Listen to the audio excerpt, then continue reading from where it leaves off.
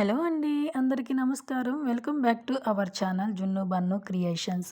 ఈరోజు మన ఛానల్‌లో మీ అందరికీ చూపించబోతున్నాను చికెన్ పకోడీ.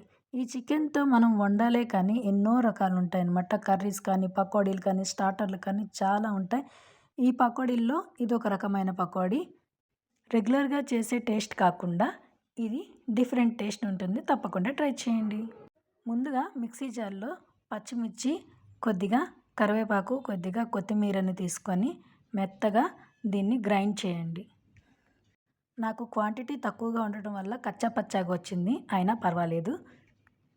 ఇప్పుడు ఈ పచ్చిమిర్చి మిశ్రమాన్ని శుభ్రం చేసుకున్న చికెన్‌లో వేయండి. తరువాత కొద్దిగా పసుపు, కొద్దిగా సాల్ట్, కొద్దిగా కారం, half teaspoon garam masala, half teaspoon ధనియాల పౌడర్, హాఫ్ టీ స్పూన్ జీలకర్ర పౌడర్, కొద్దిగా పెప్పర్ పౌడర్, కొద్దిగా చికెన్ మసాలా, 2, 3 స్పూన్ల వరకు కార్న్ ఫ్లోర్‌ను కూడా వేయండి. అదేవిధంగా ఒక ఎగ్గును కూడా బ్రేక్ చేసి ఈ మిశ్రమం అంతటిని బాగా కలపండి. కలిపిన ఈ మిశ్రమాన్ని పక్కన పెట్టండి.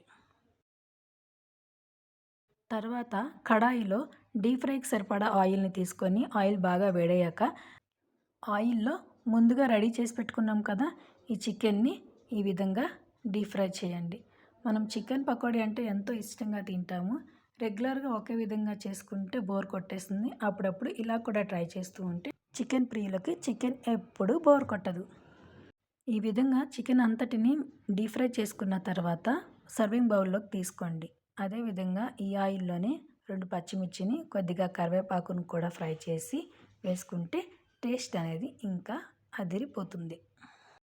చూసారు కదండీ! ఈ చికెన్ పకోడీ ఎంతో బాగా కుదిరింది.